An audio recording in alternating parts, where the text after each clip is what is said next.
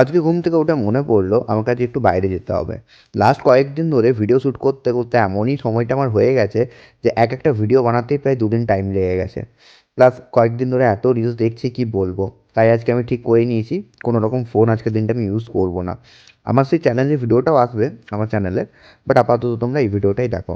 আজকে ছিল সেই দিনটাই। আজকে বেসিক্যালি এই ব্লগে দেখাবো আজকে একটা নিমন্ত্রণ বাড়ি খেতে গেছিলাম।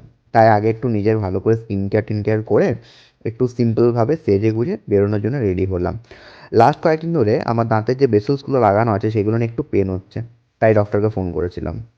আজকে একদম সিম্পল একটা আউটফিট পরছি, কারণ বেশি সাজগোজ আমার একদম ভালো লাগছে না এই গরমে। আর স্কিন কেয়ারও খুব একটা ভালো লাগছে না, তাই জাস্ট একটু সানস্ক্রিন আর একটু ময়শ্চারাইজার লাগিয়ে বেরিয়ে গেছিলাম। ভাবছি এবার থেকে ইউটিউবে লং কন্টেন্ট আপলোড করবো। কারা কারা দেখবে অবশ্যই আমাকে একটু বলো। আর এই যে সানস্ক্রিনটা খুবই ভালো ডার্মাটাচের, তোমরাও যদি চাও তোমরাও এটা ইউজ করতে পারো। বেশ ইফেক্টিভ।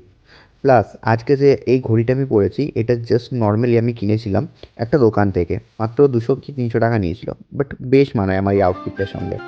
তো আজকে ছিল এই ভোজ বাড়িটা, তাড়াতাড়ি খেয়ে আমি বাড়ি রিটার্ন করে গেছিলাম।